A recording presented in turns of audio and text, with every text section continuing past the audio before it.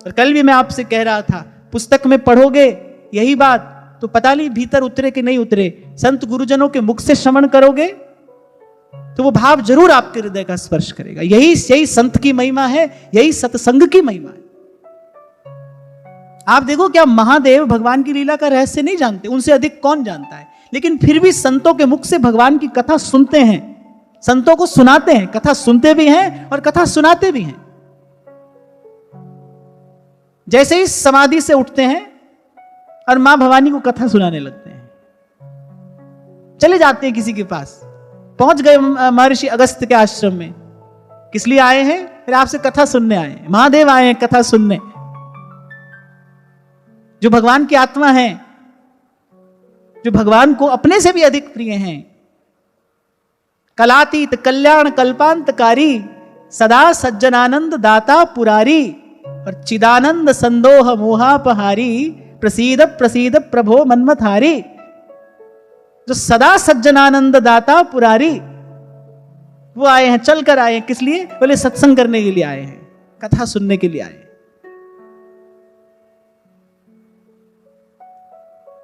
यही संत की महिमा है, यही सत्संग का प्रसाद भी है भाई। तो तप नष्ट होता है किससे?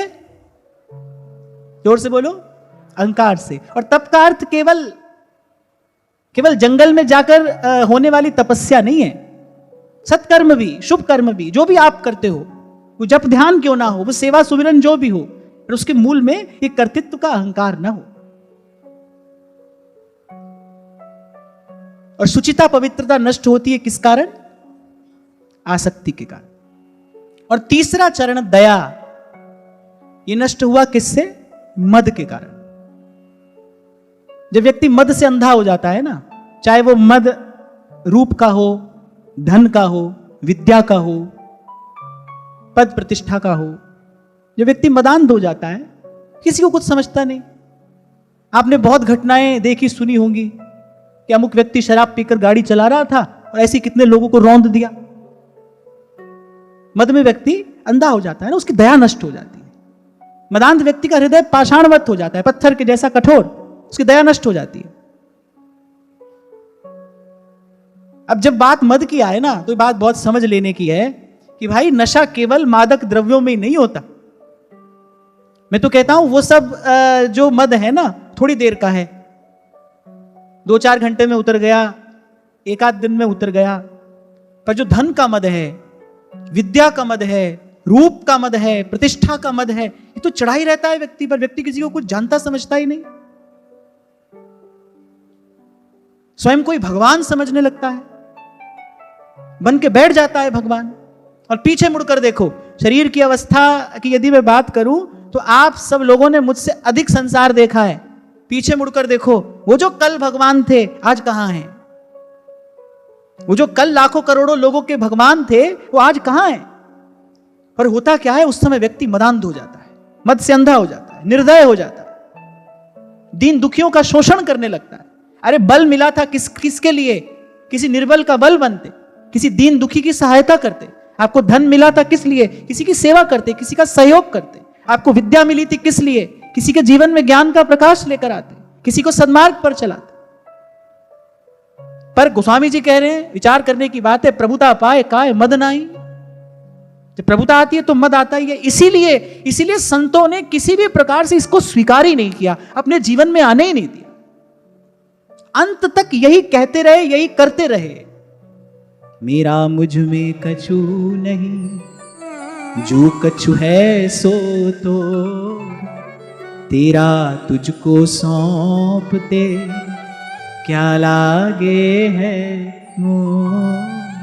आप निर्भर रहे, माध्यम बनकर, निमित्त बनकर प्रभु का कार्य करते रहे। अच्छा लगता है भाई, अच्छा लगता होगा।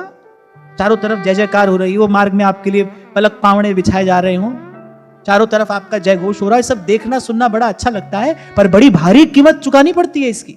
क्यों? क्योंकि जीव का इस पर अधिकार नहीं है, इसके अधिकारी तो प्रभु ही हैं। कहीं भी कोई श्रेष्ठ कार्य कर रहा है, कहीं भी कोई सत्य कार्य कर रहा है, तो वो अपने बल, अपनी शक्ति, अपनी प्रतिभा से थोड़ी कर रहा है। उसके मूल में तो प्रभु ही है, श्री कृष्ण ही है। सारी गीता का सार रहस्य यही तो है। अर्जुन ने कहा मैं नहीं मारूंगा। भगवान ने कहा तू मारने वाला कौन है? मारना हो या जीवन देना हो, भगवान ने कहा दोनों कार्य तो मेरे हैं, तू मारने वाला कौन है? तू मारने वाला कोई नहीं है। और यदि तू मारना नहीं चाहता इन्हें तो देख, ये तो सब पहले ही मृत्यु को प्राप्त हो चुके हैं।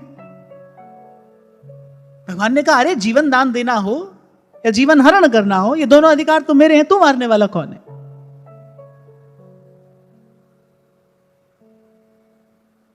पर जब प्रभुता आती है तो मद आता है। मद आता है तो व्यक्ति निर्दय हो जाता है, पाषाण हृदय हो जाता है, दीन दुखियों का शोषण करने लगता है, प्रत्यक्ष परोक्ष रूप से करता है। अच्छा, एक और बड़ी विचित्र बात घटती है उस समय उसको 1000 सदुपदेश दिया जाए पर वो ग्रहण नहीं कर पाता है। कितना समझाया रावण को समझाने वालों ने। रावण की अपनी पत्नी वो बड़ी पतिव्रता थी, धर्मशीला थी, उसने रावण को कितना सदुपदेश दिया, उसको कहां समझ में आया? तब से लेकर आज तक आपको हजारों हजार उदाहरण मिल जाएंगे। जब व्यक्ति मद से मतवाला होता है, जैसे मतवाला हाथी मार्ग में आने वाले छोटे मोटे प्राणियों को, बड़े बड़े वृक्षों को ऐसे ही रौंदता और तोड़ता चलता है, ऐसे ही मतवाला व्यक्ति होता है, मदान्ध हो जाता है। मद से दया नष्ट हो जाती है। और दया क्या है? दया धर्म का प्राण है। दया धर्म का प्राण है। सब महापुरुषों ने एक मत से इसको स्वीकार किया है। कबीर तो कहते हैं दया राख धर्म को पाले। ये नहीं कहा कि धर्म का पालन करे और दया रखे, कह रहे दया रखे और धर्म को पाले। दया पूर्व पक्ष है, धर्म का पालन उत्तर पक्ष है। यही बात हमारे श्री सेवक जी महाराज ने भी कही। कहां कही? सब जीवन सो प्रीत रीति निवाहत आपनी। महापुरुषों की जो वाणी होती है ना, उसमें कुछ रहस्य होता है। कौन सा शब्द पहले कह रहे हैं? पहले ये भी तो कह सकते थे रीति निवाहत आपनी, पहले श्री जी की सेवा कर लो फिर सब जीवन सो प्रीत, पर पहले कह रहे हैं सब जीवन सो प्रीत। और सेवक जी महाराज को यह बात कहां से मिली? क्योंकि महाप्रभु जी का वचन है, सब सोहित निष्काम मति वृंदावन विश्राम। दया राख धर्म को पाले। और फिर कबीर कह रहे घर में रहे उदासी। यहां भी दो बात कह दी, रहे कहां? घर में। घर छोड़ के क्यों ना जाए? क्योंकि जिस समय कबीर जी का प्रागट्य हुआ वो तो त्रिकालदर्शी महापुरुष थे। आने वाला समय उन्होंने देख लिया, बोले व्यक्ति कहां वन में रहेगा? वन ही नहीं रहेगा तो वन में व्यक्ति कहां रहेगा? एक घर छोड़ के जाएगा दूसरा घर बनाएगा। तो यही हो नहीं रहा है क्या आज? एक घर छोड़ के आए तो दूसरा घर बना लिया। फिर वृंदावन वास भी कर रहे हैं, पीछे जहां से आए हैं वहां फोन कर करके पूछ भी रहे हैं, बोले सब ठीक चल रहा है ना, सब काम ठीक से हो रहा है ना? ले एक घर था तो जंजाल कम था, 2 घर बना लिए। तो कह दया राख धर्म को पाले। मैं तो यही आपसे बार बार कहता हूं भाई, संतों की बात कान लगाकर सुनो, ध्यान लगाकर सुनो, क्या कह रहे हैं वो। इन्हीं के शब्द से लगकर पार उतरोगे, और तो कोई नैया नहीं है उस पार ले जाने के लिए। यही जहाज है, नानक नाम जहाज है, चढ़े सो उतरे पार। और कह रहे घर में रहे, पर कैसे? उदासी। या उदास का मतलब सैड नहीं है।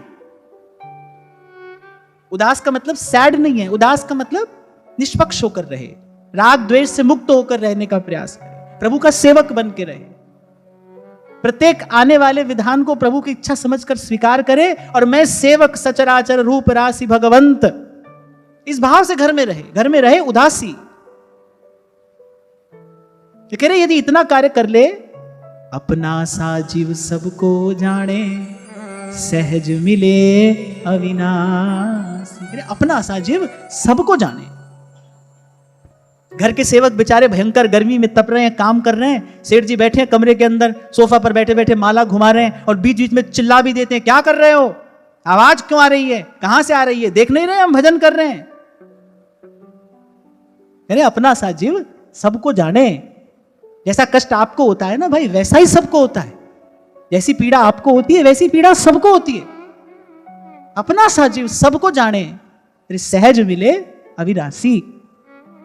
और यही श्रीमद् भागवत में आप आगे श्रवण करेंगे। इसलिए भगवान को प्रसन्न करना हो तो सबसे पहला कार्य क्या है?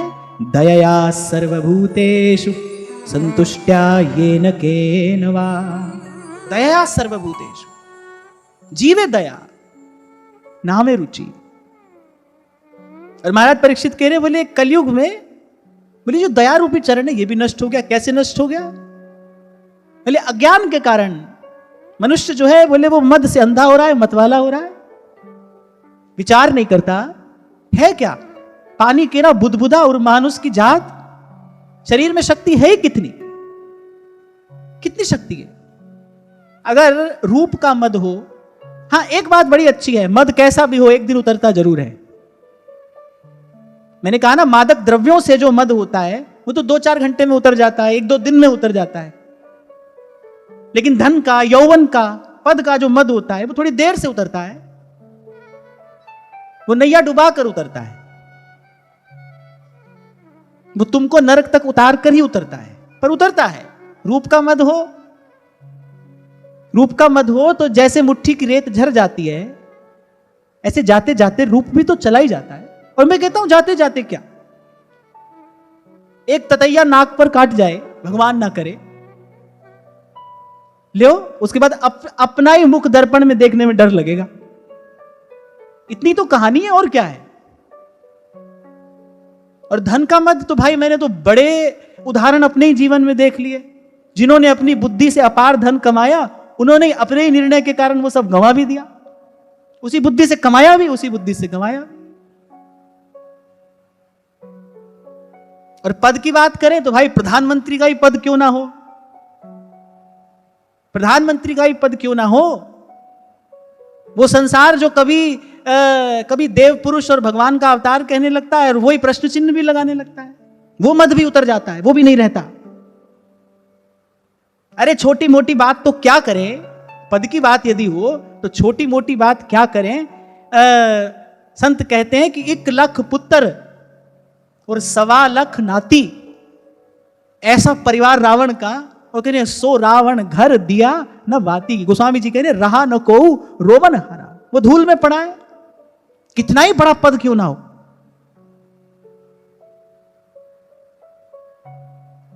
वो मद भी उतरता है। हाँ, पर बात यहां पर यह है कि मद के कारण दया नष्ट होती है, जीव मदांध हो जाता है। इससे बचने का प्रयास करना चाहिए। संतों ने तो यही कहा है, भाई गुण सब तेरे, अवगुण सब मेरे।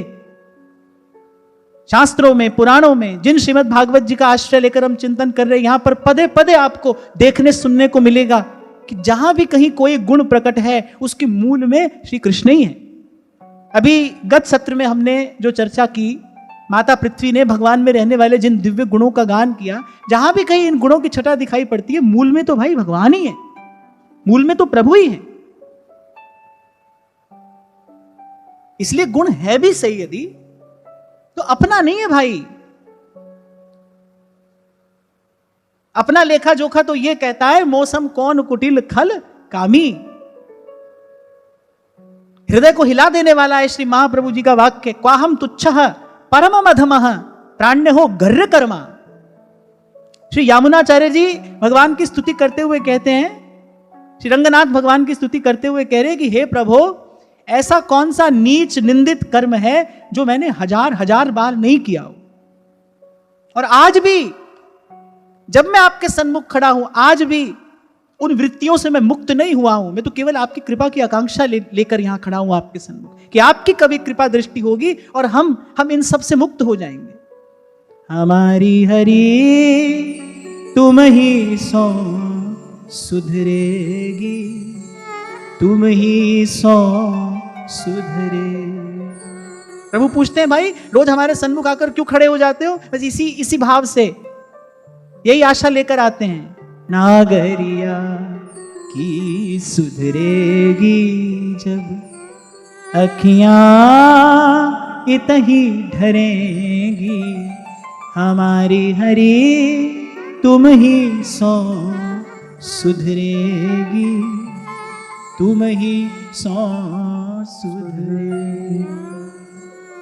इसलिए संत कह रहे, ठाकुर तुम शरणाई आया, उतर गयो मेरे मन का संसार, उतर गयो मेरे मन का संसार। जब तेरा दर्शन पाया ठाकुर तुम शरणाई आया,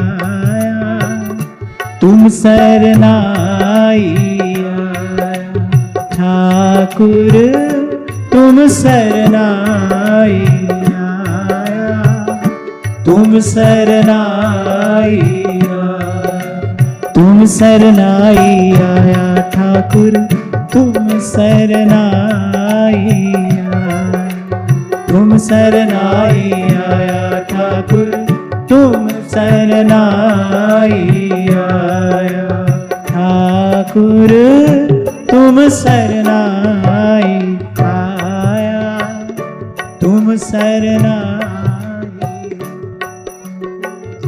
तभी चाचा श्री वृंदावन दास जी करुणा मेली में कहते अगणित द्वंद देह के पथ हैं। तो एक रोग, एक कष्ट, एक पीड़ा, एक ताप थोड़ी है, करे अगणित द्वंद देह के पथ हैं और तुम बिन टारन को समरथ है। अनबोलत मेरी बिरथा जानी, अनबोलत मेरी बिरथा जानी, अपना नाम जपाया, अपना नाम जपाया। सोचने की बात है, संसार में अपना दुख हजार रो आप किसी के आगे, कोई दुख दूर कर सकता है? हजार हजार बार अपने मन का दुख कह लो किसी को, कोई कर सकता है आपके जीवन का दुख दूर कर सकता है? नहीं कर सकता है, नहीं कर सकता है।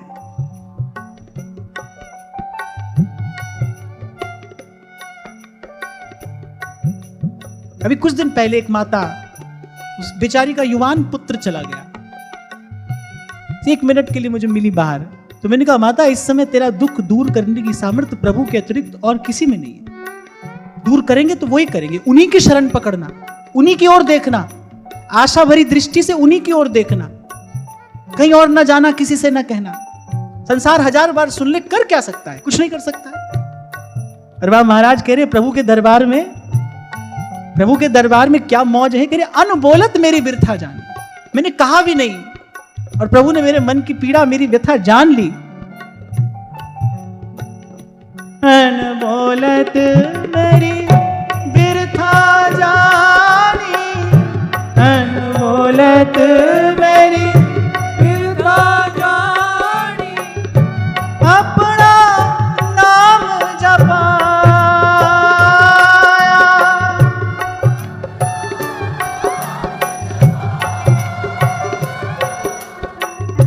कह नानक गुरु बंधन काटे, कह नानक गुरु बंधन काटे, बिछरत आन मिलाया, तुम शरनाई आया ठाकुर तुम शरनाई आया, तुम शरनाई आया, तुम शरनाई आया ठाकुर तुम शरनाई आया, तुम शरनाई आया ठाकुर तुम शरनाई आया, तुम शरनाई आया ठाकुर तुम शरनाई आया, तुम शरनाई आया ठाकुर तुम शरनाई आया,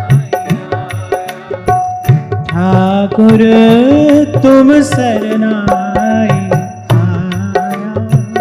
तुम शरनाई आया, ठाकुर तुम शरनाई आया, तुम शरनाई आया। तो सार स्वरूप ये बात समझ कर आगे बढ़े कि तप नष्ट होता है अहंकार से, शुचिता पवित्रता नष्ट होती है आसक्ति से, दया जाती है हृदय से मद के कारण।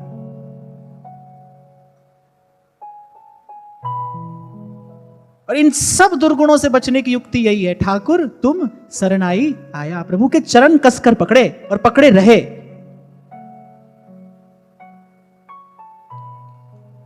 संतों की शरण में रहकर उनके मुख से ज्ञान श्रवण करके इस संसार की अनित्यता का, क्षण भंगुरता का विचार करता रहे।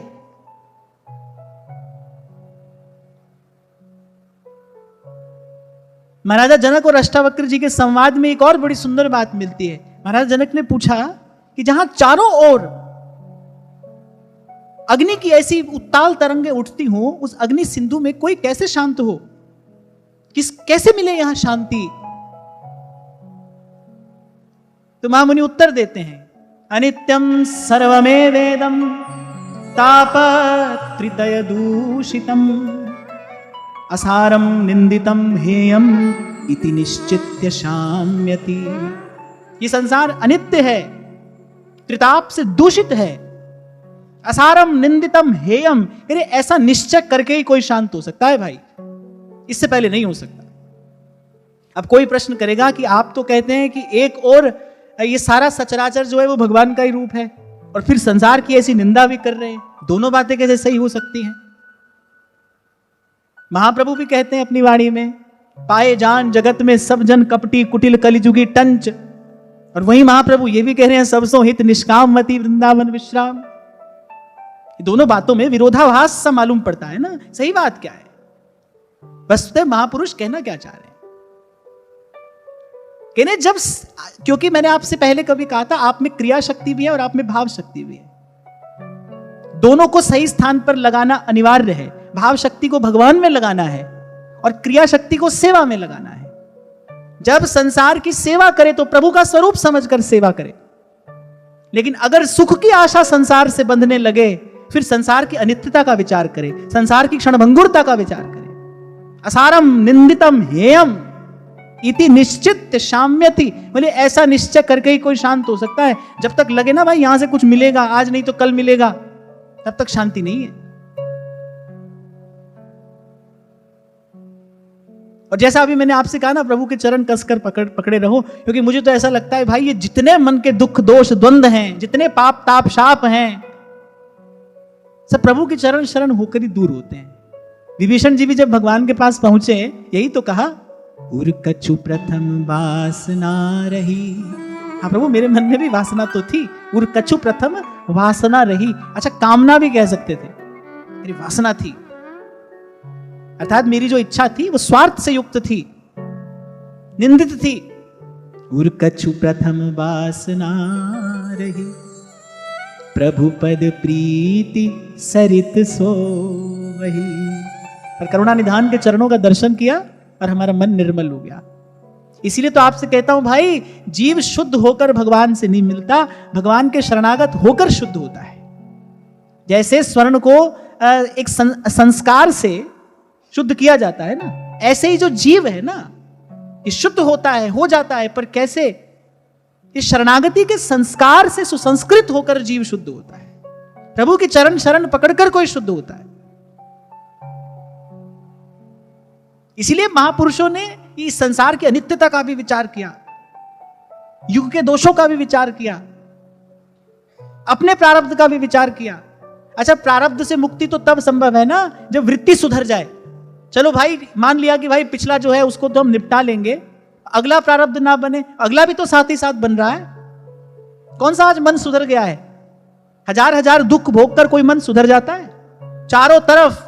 चारों तरफ व्यक्ति संसार की दशा देखता है, फिर उसी गड्ढे में जाकर गिरता है। अपने चारों तरफ व्यक्ति दुख पाता दूसरे को देखता है, स्वयं उसी मार्ग पर चलता है, वही कार्य करता है, उसी स्थान पर जाकर खड़ा होता है। कौन सा जीवन में आने वाले सुख दुख आपको मुझे सिखा देते हैं? कौन सा हमारा मन सीख जाता है? तभी तो संत कह रहे हैं, अगणित द्वंद्व देह के पथ हैं, तुम बिन टारन को समरथ है। वो आपको छोटी सी कथा मैंने कभी सुनाई थी ना, जमुना जी में दीपक बहते बहते आ रहे हैं, और ऐसे कन्हैया अपनी कृपा से कोई एक आध दीपक अपने हाथ से उठाते हैं और अपने पास रख लेते हैं। मैया पूछती है आकर, चोरे कहा कर रहे हो? बोले ना मैया, मैं तो इनको पार लगा रहा हूं। तो मैया कहती, सबन को क्यों ना लगा रहा हो पार? तो कन्हैया कहते हैं, मैया सबन को पार कैसे लगाऊं? ऐसे ही जमुना जी की धारा में बहतो बहतो कोई मेरे चरणन के निकट आ जाए तो मैं पार लगा दूं। नहीं तो सब बढ़िया लग रहे हैं, ये तो सब बढ़िया लग रहे हैं। ऐसे भाई ब्रह्मा जी ने दिन रात तपस्या करके, हजारों लाखों वर्ष की तपस्या करके संसार बनाया, फिर उसको चला रहे हैं। किस लिए? ये जो तमाशा रचाया है रचाने वाले ने, खेल देखने के लिए ही तो। उसको तो इसी में आनंद आ रहा है, आता रहेगा। प्रातः स्मरणीय श्री स्वामी रामसुखदास जी महाराज यही तो कहते थे, बोले भगवान के मन में ऐसा कोई संकल्प नहीं है सबका कल्याण हो जाए, उनके मन में नहीं है। भगवान के मन में संकल्प हो ही जाए कल्याण, फिर उसको रोकेगा कौन? तभी तो सहजोबाई कहती है, हरि तो कुटुंब जाल में घेरी, हरि ने 5 चोर दिए साथा। तो ऐसे सत्संग की धारा में बहता बहता कोई जीव पहुंच जाता है भगवान के चरणों के निकट।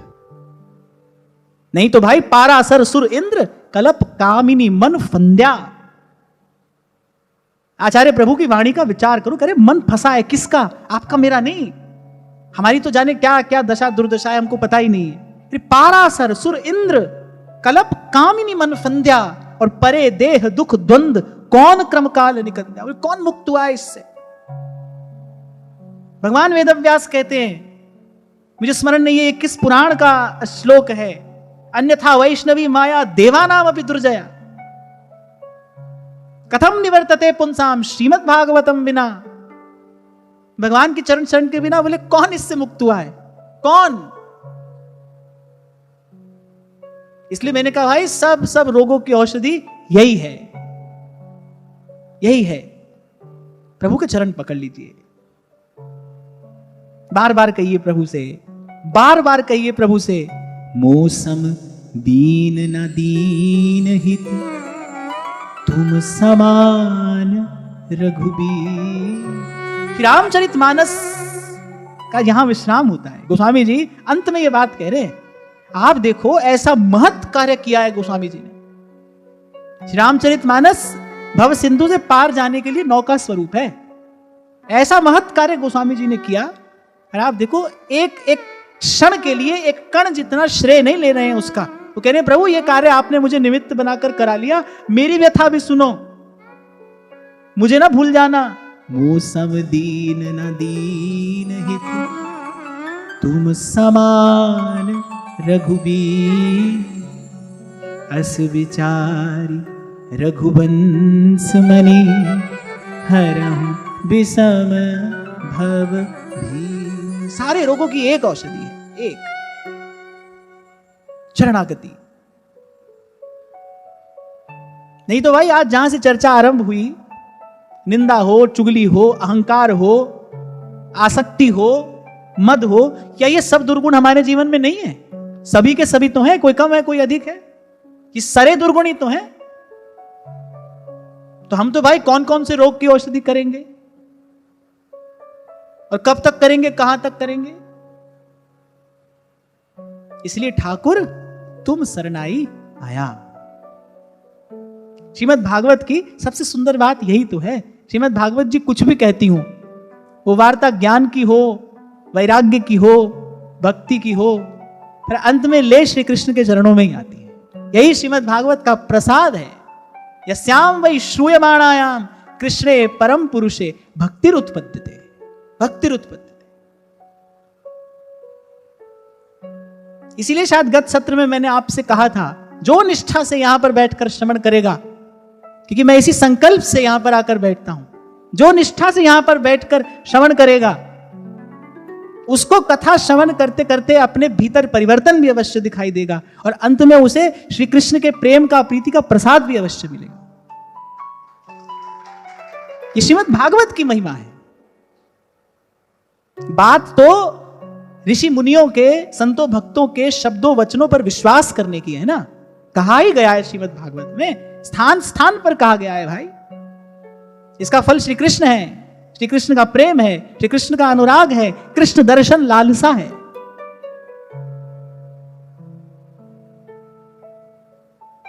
हाँ, विश्वास करना है, और पूरा पूरा विश्वास। 7वें अध्याय के आरंभ में श्रीमद् भगवद गीता में यही बात तो श्री कृष्ण ने अर्जुन से कही कि मैयासक्त मनः पार्थ, अब मुझ में आसक्त मन वाला होकर मेरी बात सुनना, क्योंकि आगे की बात जो है ना वो गुप्त है, रहस्य है, मेरे भीतर की बात है, और भीतर की बात किसी अपने को बताई जा सकती है। दो लोगों के बीच में जब विश्वास आकर प्रतिष्ठित होता है, तभी तो वो दोनों अपने अपने हृदय की बात कहते हैं ना। भगवान ने कहा मुझे अपने हृदय की बात कहनी है तुझसे, तो पूर्ण विश्वास से मेरी बात श्रवण करना, अधूरा विश्वास नहीं। अधूरा विश्वास क्या होता है? जिसमें अपनी बुद्धि का कुछ पुट रहता है, पूरा विश्वास क्या है? अपनी बुद्धि नहीं है। भगवान ने कहा दिन तो दिन, रात तो रात। भगवान ने कहा इनको मारो तो मारो, यही धर्म है। अब कोई कहेगा, आजकल के पढ़े लिखे लोग कहते हैं ये तो ब्लाइंड फेथ है, ये तो अंधविश्वास है। ये अंधविश्वास नहीं है, ये पूर्ण विश्वास है। ये पूर्ण विश्वास है, ये अंधविश्वास नहीं है। और इसके बिना कोई पार भी नहीं लग सकता है। गुरुजनों की बात में पूरा पूरा विश्वास किए बिना पार नहीं जा सकता है कोई। अगर आपको संसार में कोई खोज करनी है तो आपको बुद्धि की आवश्यकता है। संसार में कोई खोज करनी है, पदार्थ की यदि आपको खोज करनी है तो आपको बुद्धि की आवश्यकता है। लेकिन संसार से पार जो है, वहां यदि जाना है तो वहां तो भाई पहले ही कह दिया, मन और वाणी की वहां गम नहीं, बुद्धि वहां जाती नहीं। चांद सूरज जहां पौन न पानी, को संदेश पहुंचा। वहां कौन ले जाएगा? बिन सतगुरु अपना नहीं कोई, जो यह राह बता। मैं तो अभी इसीलिए गीता के सत्र में भी कह रहा था, मैंने कहा भाई हमारी बात मानो तो मौज ले लो, मौज ले लो, रोज ले लो। मैंने यही कहा था, मैंने कहा भाई हमारी बात मानो तो मौज लो और रोज लो, नहीं तो जाओ खोज लो। तुमको जहां मिले तुम वहां से ले लो। हम तो मौज में हैं, आनंद में हैं।